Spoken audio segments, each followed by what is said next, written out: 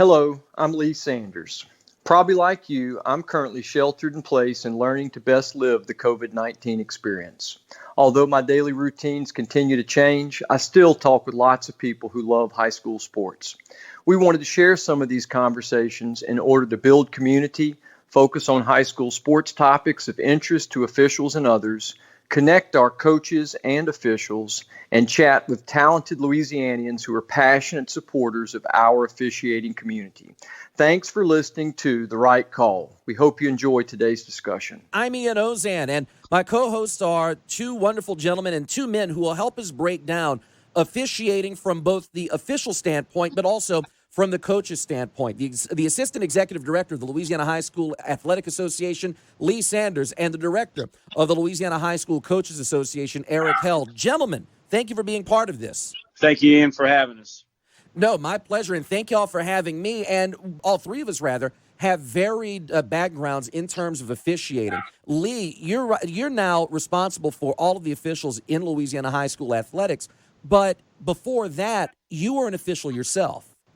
Correct. I started officiating as a student, probably late middle school, early high school. I officiated summer league kinds of games. From there, as an undergraduate student, I officiated intramural ball. And then I started with the LHSAA close to 25 years ago. I grew up in a home that valued and really loved officiating. My father, who was a former football coach and LHSAA administrator, was a basketball official.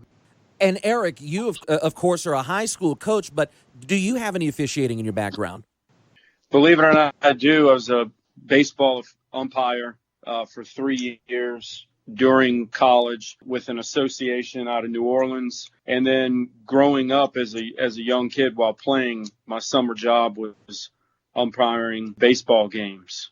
And that's how I wound up getting started, was doing the summer thing back when I graduated high school, doing beer league softball. Now, if you want to learn how to officiate, start with slow pitch and a bunch of adults who are hyped up on beer. Now, that's an experience.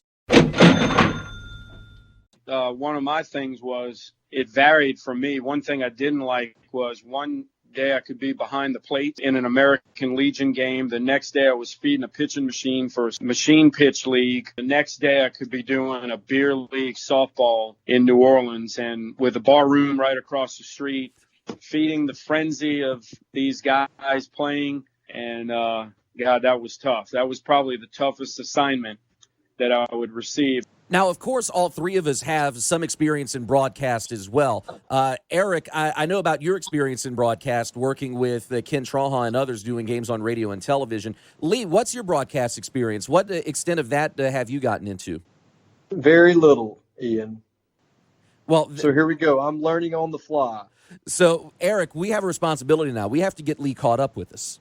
That's right. It's a job put a remediation plan in place for me. It's a remediation plan that I undertake every day in the LHSAA office. But with this podcast, with this web series that we'll be doing, we'll be, as we mentioned earlier, diving deeper into the perspectives of officiating from the official's viewpoint and the coach's viewpoint. And for the next few weeks, we'll be starting off looking at instant replay. Of course, this was the first year that instant replay was used in the LHSAA, and it was used at the football state championships for those 2 nights only. It was a success this year. All in all, and I think Lee and Eric, you both can agree, everyone involved with it agreed it worked, and it helped make the experience a lot better for these championship games. Coaches and officials have more in common than they really believe, and the main theme is that both sides want to get the call right. Sometimes they go about it completely different ways of getting there, but in the end, you'll hear from one of the coaches we spoke to in our series. At the time, not happy on the field, but looking back, hey, getting the call right is the most important thing. He was a class act on the field, too, and I think that's an important point to note, given that it was the first time coaches and officials and spectators and all of us were living instant replay in a high school state championship game. Absolutely, and that's the big thing. It was a first. There was a lot of unknowns going into this. And I remember, Lee, when you told me that instant replay would be used. And doing things the first time is kind of scary.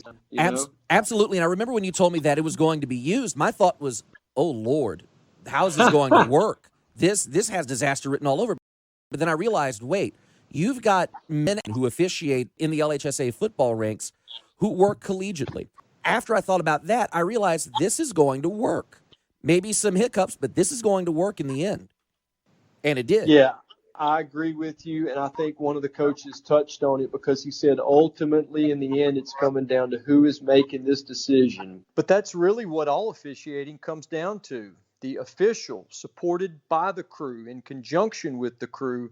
In the end, the official only has to make the call. And for our state championship games, we were indeed fortunate to have a team that included skilled officials on the field and in the replay booth. I like the opportunity of us being able to have a conversation as we are sheltered in place and we adjust to a new normal. Exactly, and that's also part of the reason why we're doing this. And we're not going to delve into this too much, if at all, during the series. But the fact of the matter is, we're all sheltering in place right now. Which the running joke when we started this was, is that going to be the name of this podcast, Sheltering in Place? We're just trying to leverage the talent we have in our state who love high school sports, and then use a little technology to initiate a conversation and discuss issues like instant replay. We used it this year. It factored in a major way in the 4A and the 5A state championship games. And so we looked at some of the video and had a chance to talk with the people who were involved in it, from the replay team to the coaches, to some of the on-field crew chiefs who made high school football officiating history. Ian, how about you give us a rundown of who we're going to have conversations with? Right. Over the course of the next few weeks, we'll hear from the likes of Kevin Boitman, an assistant United States attorney who works in the SEC. Replay has the benefit of analyzing the video, going back and forth, and taking the time to make sure it's catching what the human eye may not catch. That's the balance of the replay officials and the field officials working together to come out to the common goal of making sure we get the plays right. Tuta Salam, a white hat in the Mountain West, worked the Orange Bowl as a side judge in the NFL developmental program. So it was a learning process for me as well. And the one thing that I learned from that is we have to have indisputable visual evidence, which I know that as a field official because I know how replay works.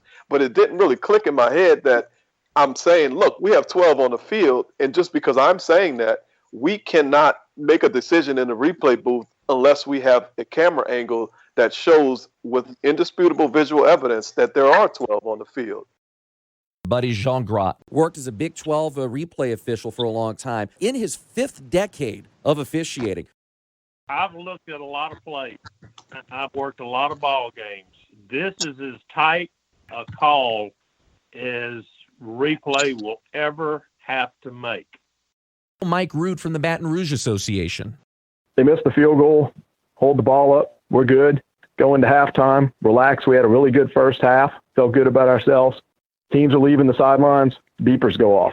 Said, what could they possibly want? What could we possibly have on this play? And is that really what was going through your mind at that point? We're being recorded, right? Yeah, there you go. That's right. That's the G-rated version of what was going through my mind at the time. Dwayne Jenkins, who is the president of the Louisiana Football Coaches Association, also the president of the LHSAA.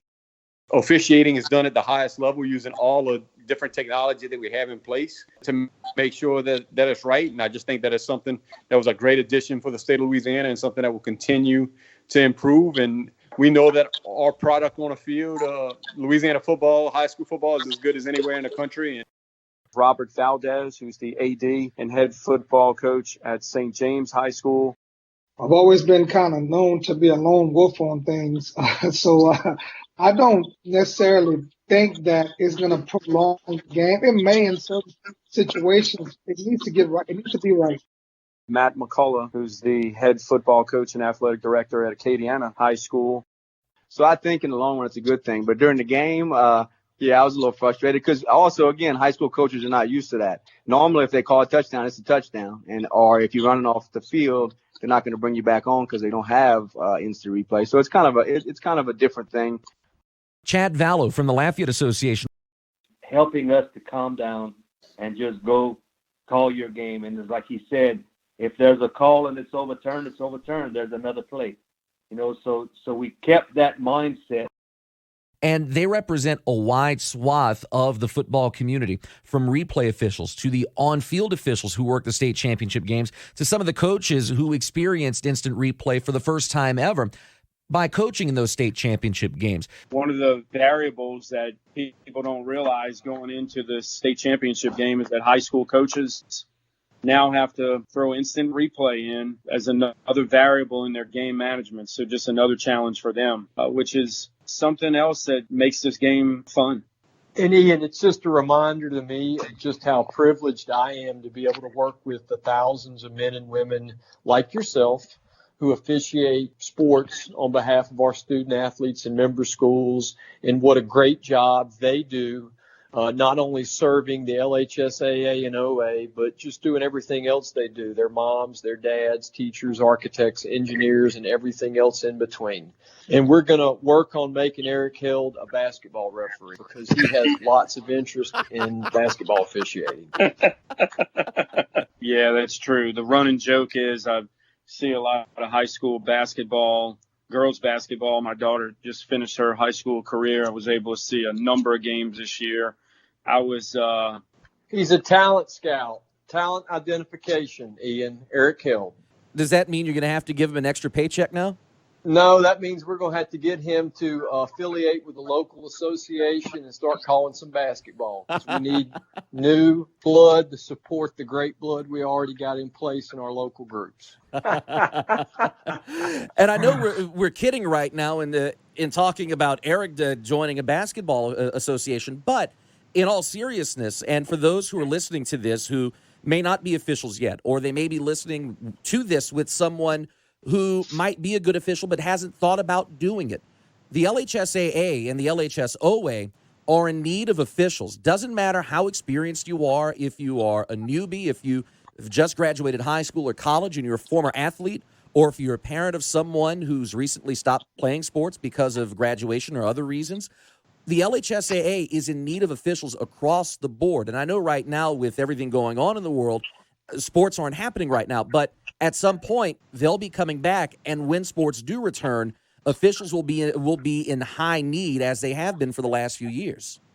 Absolutely, Ian. So our men and women will return to courts and fields and officiate at some point soon when it's safe to do so. In the meantime, we're looking for ways to leverage the resources that we have in terms of people, talent, in different officiating communities around the state, and create virtual platforms for there to be some sharing of ideas. And just to add to that, coaches and officials much more alike than they are different. They have a love of sports, love to see athletes compete, getting to be a part of the game still, and giving back to the game. A lot of people out there were high school athletes or even college athletes that are able to give back by becoming an official. So we're challenged right now in terms of numbers, and hopefully some people will answer that challenge and sign up to become an official. People choose to officiate typically because they have a personal connection with someone, a coach, another individual who officiates, has that conversation with them, and then links them with a local group. And officials, like coaches, Eric just said, if they love sports, they want to stay active and stay connected to a game and provide a valuable service and give back to their community. It's an incredible challenge. I believe that it fosters life skills that we draw upon in relationships and in our jobs and just who we are as people. And let's face it, it's a great chance to make a little extra money. And it gives you the best seat in the house. So it makes you a member of a team and allows you to connect yourself with others who share the same passion and who are going to be lifelong friends. One of my friends who officiates always says that the guys that I walk off the court in the field with, they're going to be the ones who are with me when I go into the ground. And I think that is a powerful testament to the relationships that are formed when you become a member of the officiating community or the coaching community. Right, Eric? No question. And that was one thing you touched on, the relationships. And that's what it's all about as a coach, not only the guys that you work with and coach with, but also the players you coach and the relationships you form with them. And it's real interesting to see now that I'm kind of on the other side, so to speak, with the LHSAA, to go to these state championship events like basketball. Lucky enough to see girls and boys state championship events this year. and to see how many of these basketball officials are great friends. It's amazing. Just to use two in the Baton Rouge area, Darren McClure and Harry Jenkins, their relationship built on officiating, and they've become great friends off the court. And that's the beauty of this, is that it's not just about the game itself. And, of course, it's about the game of the kids. That's the most important part. But the camaraderie that you get from officiating, the camaraderie that you have with your co-officials, with your fellow officials, and with the coaches themselves as well on the field, it becomes an extended family. And I know it sounds trite to say it, but it's true. For those who are listening, and we've referenced them throughout this particular episode, we've got a ton of great interviews coming up. Kevin Boitman, an assistant United States attorney who works in the SEC. But when you look at our 11 stops taking 1:59 over 6 games, it's a good sign that replay did not add some unnecessarily long time to the games that were played. Great play to show the benefit of the replay system in this type of game. If replay's not there, Destrehan misses the field goal, goes off the field, the score is 6-0 at halftime, and for the rest of the game, we're talking about the officials missing 12 on the field. Buddy Gingras worked as a Big 12 replay official for a long time. In his 5th decade of officiating, the high end zone camera and behind the goal line, and the two defensive players in the middle of the defense. And both of the players, when they made contact with the ball carrier, both of the players were across the goal line into the field of play. We could see that. Tuta Salam, a white hat in the Mountain West, worked the Orange Bowl as a side judge in the NFL developmental program. Second guessed by the fans or by the coaches or by the players, we can easily dismiss some of that just because they may or may not understand the rules as well as we do, or understand our mechanics as well as we do. But when the replay booth pages to stop the game, and then they actually reverse a call or a decision that we made on the field, it can be extremely mentally tough to recover from that.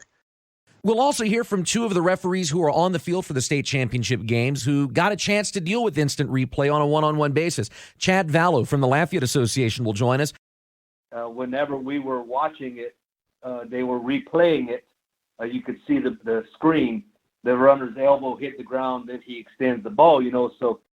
As will Mike Root from the Baton Rouge Association. When I heard we were going to use replay, I thought that was crazy, to be honest. I thought, we don't use it all season. You weren't the only one, Mike, that held that perspective. I can tell you that.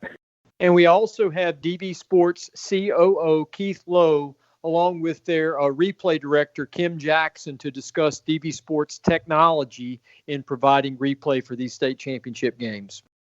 We're really excited that the technology that's been utilized in the NFL and in college football for the last 10 to 15 years is now starting to work its way into the high school level. And put that on the screen and allow the replay official, to review 4 angles at once. So slow-mo, fast forward, he can also zoom in there and literally frame synced for those 4 angles. We use that as a way to get to a point in time. So if you're looking for knee down and ball out, you may be wanting to stop the video at one point in time, but then you almost want to look around from each different angle that's available. And Eric, you want to do a quick snapshot of who the coaches are going to be? Sure. So we have Dwayne Jenkins, who is the president of the Louisiana Football Coaches Association, also the president of the LHSAA, and he's the head football coach and athletic director at Lutcher High School. We have the technology in place, especially when we're playing it in the Superdome with a facility, the camera angles and everything else that's there, that we ought to use that technology and make sure that we get the calls right. And I think that's what you saw overwhelmingly from the coaching profession, is just that commitment to whatever it takes to get the calls right in that big situation. We have Robert Valdez, who's the AD and head football coach at St. James High School. Well, there's human error in everything that we do. So being able to be in a situation where you are in a game, in a crucial situation and all that, if you have the ability to correct something that may have been mistaken, in these type of games, is priceless. And we have Matt McCullough, who's the head football coach and athletic director at Acadiana High School. Which I've never even seen in college and pros, but I actually kind of like that they're able to review plays and look back at them and say, okay, they messed up here. This is not right, and then go back and bring us out. So I mean that was a different situation, but I mean the ability to get the call right is a big deal to me. And the last two coaches mentioned won LHSAA state football championships last year, and then Dwayne, going back a few years, won a state championship in 2016 at Lutcher. So 3 coaches who have won state championships as head football coaches. They know a little something not only about X's and O's and building programs, but also about the relationship with officials, and they provided some excellent insight into coaches and their thoughts on instant replay. It is kind of cool to engage in conversations where coaches and officials, and like Eric said, the theme is the common goal is to get the call right and to serve the game and the people who play it. So we all start with the same end in mind, and that just helps us frame conversations and act professionally. Gentlemen, this has been a great first podcast. The next edition, we'll start off with Kevin Boitman, SEC Center Judge. He'll have an interesting perspective on the state championships and how the very first use of instant replay in the LHSAA worked. Eric, Lee, it's a pleasure, and we'll do it again. Thanks, Ian. Thank you, Ian. Appreciate you.